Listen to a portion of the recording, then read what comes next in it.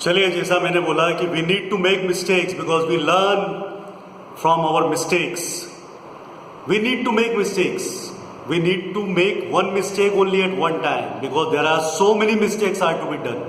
एक गलती को सिर्फ एक ही बार करो, क्योंकि बहुत सारी गलतियां करना अभी बाकी है. हर गलती से सीखेंगे. ऐसा कहा जाता है कि adversity is the best mistress. इंसान की सबसे बड़ी शिक्षक होती है विपत्तियां. जब इंसान पे विपत्तियां आती हैं तो वो सीखता है. इसी तरह से अंग्रेजी भी वही सीखने आता है जिसके साथ में दुर्घटनाएं घटती हैं. दुर्घटनाग्रस्त लोग अंग्रेजी सीखने भागते हैं. या तो इंटरव्यू में फेल हो जाते हैं, या किसी से बात नहीं कर पाते हैं, टेलीफोनिक कन्वर्सेशन नहीं कर पा रहे हैं, सोशल स्टेटस नहीं बना पा रहे हैं. ऐसी बहुत सारी जब परेशानियां आती है तब आदमी भागता है अंग्रेजी सीखने के लिए. और अंग्रेजी सीखने भी ऐसे लोगों के पास जाता है जो उनको 3 महीने तक सिर्फ एक ही चीज़ घिसवाते हैं. वही पुराना डर्रा जो पहले से चले आ रहा है. बेटा टेंस पढ़ ले, रट ले, ट्रांसलेशन कर ले, इसी से तुझे अंग्रेजी आ जाएगी. देखिए, प्रैक्टिकली इंग्लिश सीखना बहुत इजी है. सिर्फ कुछ चीज़ों का आप ध्यान रखो कि जो चीज़ें आप ताहे तिहे तेहे रहाए रही रहे करते आ रहे हैं, उससे भी थोड़ा सा आप आगे बढ़े. मैं ये नहीं कह रहा हूँ कि ये सब चीज़ें नहीं सीखना है, लेकिन इनके आगे भी कुछ सीखना ज़रूरी है. अब जैसे आपसे किसी ने बोल दिया है कि आपसे उम्मीद की जाती है कि आप अंग्रेजी सीख जाएंगे. अब उम्मीद की जाती है कि लिए इंग्लिश क्या होगी? तो you are suppose to learn English. You are suppose to learn English. Hindi में सेंटेंस जितना बड़ा था, इंग्लिश में उसको छोटा कर दिया. You are suppose to learn English.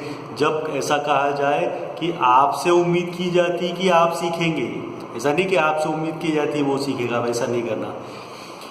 मुझसे उम्मीद की जाती कि मैं अच्छा पढ़ाऊंगा, तो I am suppose to teach better. आपसे ऐसी उम्मीद नहीं है. ये चीज़ हम बोलते हैं दिन भर में 50 बार बोलते हैं. तो you are not suppose to, अब आगे क्या? तो इसके लिए बोलना you are not suppose to do like this. देखिए, इंग्लिश सीखने के लिए सबसे ज़रूरी है सेंस को पकड़ना. सेंटेंस में गड़बड़ हम लोग कहाँ करते हैं? मैंने जैसे हमेशा बताया आपको कि we always try to translate Hindi into English. जो चीज़ हिंदी में उसको अंग्रेजी में ट्रांसलेट करना हमेशा पॉसिबल नहीं होता है. आपसे उम्मीद नहीं है कि आप मेहनत करेंगे. You are not suppose to work hard.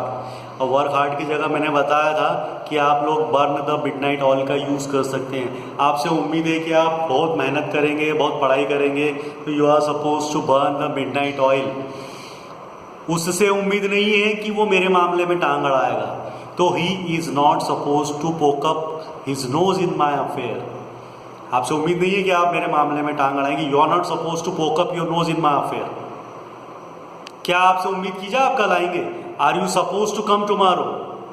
आपसे क्यों उम्मीद की जाए कि आप कल आएंगे?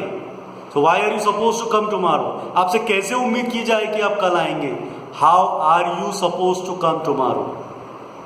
2 तरह के क्वेश्चंस होते हैं. मैं अपने तरीके से समझाता हूं. There are 2 types of question.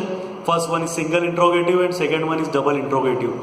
जिन सवालों के जवाब हम हाँ या ना में देते हैं, उसमें हेल्पिंग वर्ब आगे आ जाती है. जैसे मैंने बोला, क्या आपसे गाना गाने की उम्मीद की जाए? Are you suppose to sing a song? तो जवाब हाँ या ना में होगा. जिन सवालों के जवाब हाँ या ना में होते हैं उनको सिंगल इंट्रोगेटिव कहते हैं. जिन सवालों के जवाब आपको एक्सप्लेन करना पड़े वो डबल इंट्रोगेटिव होते हैं. जैसे मैंने आपसे पूछा कि आपसे क्यों उम्मीद की जाए या आपसे कैसे उम्मीद की जाए कि आप अंग्रेजी सीख जाएंगे, तो इसका जवाब आपको एक्सप्लेन करना पड़ेगा. How are you suppose to learn English? ठीक है ना. इसी को हम लोग पास्ट में सेंटेंस भी बनाते थे कि किसी से हम लोग कहते हैं कि तुमसे उम्मीद थी कि तुम क्रिकेट खेलोगे, तो you were suppose to play cricket. You were suppose to play cricket. तुमसे उम्मीद नहीं की गई थी कि तुम परीक्षा में पास हो जाओगे, तो you are not suppose to pass in the examination. You are not suppose to pass in the examination. ठीक है ना. क्या आपसे उम्मीद की गई थी कि आप मेरी बातों को समझ जाओगे? So were you suppose to understand my statements, my words. और आपसे क्या उम्मीद की गई थी? तो क्या उम्मीद की गई थी के लिए आप क्या बनाएंगे? What were you suppose to do? What were you suppose to do? देखिए, ये स्ट्रक्चर्स जो हमारे परंपरागत टीचर्स आप लोगों को पढ़ाते आ रहे हैं, टेंसेस, उनसे बिल्कुल अलग है। मैं उन चीज़ों को आप लोगों को सिखा रहा हूँ जो डेली रूटीन में आपके बोलने के काम आती है। आप लोगों को अभी फ़िलहाल स्पेशलाइजेशन करने की ज़रूरत नहीं है।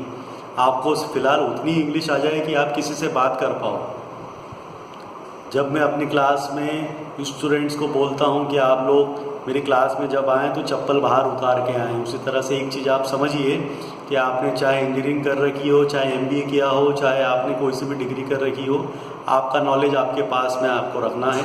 जब अंग्रेजी सीखना है तो बिल्कुल खाली दिमाग लेकर आना है, कोई दिमाग अपना अलग से नहीं लगाना है। क्योंकि जब आप ऐसा कहते हैं कि too much analysis makes paralysis, कभी कभी हम लोग बाल की खाल निकालने लगते हैं। किसी भी चीज़ का जब बहुत ज़्यादा एनालिसिस हम लोग करने लगते हैं तो वो पैरालिसिस का कारण बन जाता है। एक स्टोरी मैं खुद की बताना चाहता हूँ आपको। जब मैं छोटा था, when I was a kid, so I used to go to Delhi with my mother. मैं अपनी माँ के साथ में दिल्ली जाया करता था। आज mother's day, happy mother's day to all the mother's.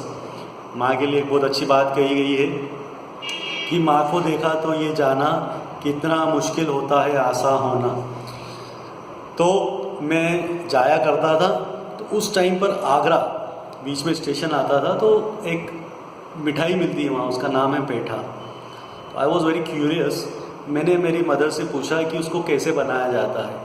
तो मेरी मदर ने मुझसे ये बोला कि अगर मैं तुझे बता दूंगी कि ये किस चीज़ से बनाई जाती है तो तू शायद खाना बंद कर देगा। लेकिन मुझे पूछना था, मुझे पता करना था, और मैंने जब उनसे पता किया तब पता चला कि ये कद्दू के द्वारा कद्दू से बनाई जाती है मिठाई। वो मेरा आखिरी दिन था, उसके बाद में मैंने वो मिठाई खाना छोड़ दी। तो जब आप बहुत ज़्यादा एनालिसिस करने लगते हो, जब आप बहुत ज़्यादा क्वेश्चंस किसी भी चीज़ के बारे में डाउट्स होते हैं, लेकिन डाउट्स आएंगे, जब नॉलेज बढ़ता है तो डाउट भी इंक्रीज़ होते हैं। लेकिन फ़िलहाल हम लोग भाषा सीख रहे हैं, वी आर लर्निंग लैंग्वेज। और लैंग्वेज सीखने के लिए फ़िलहाल हम लोग अपने थोड़ा सा जो क्यूरियोसिटी उसको थोड़ा संभाल के रखें। वो भी टाइम आएगा, definitely you will become a specialist one day. और जैसा कि मैंने कहा था कि a specialist is one who know more and more about less and less. वो समय ज़रूर आएगा आपके लिए, लेकिन आपको वेट करना पड़ेगा। You will have to wait for some time.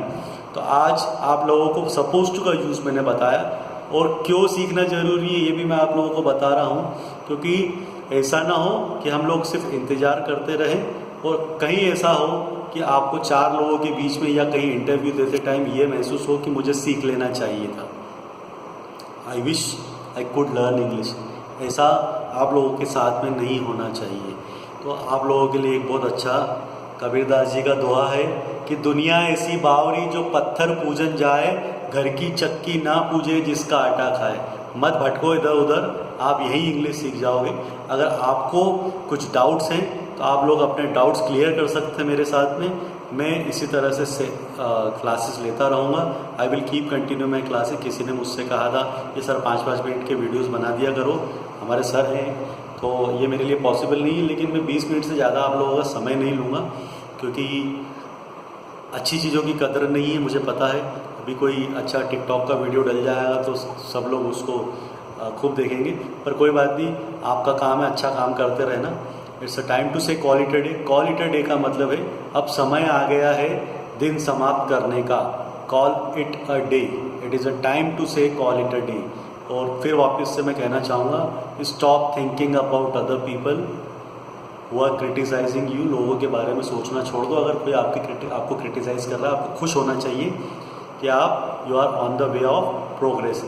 Thanks all my dear students and my friends.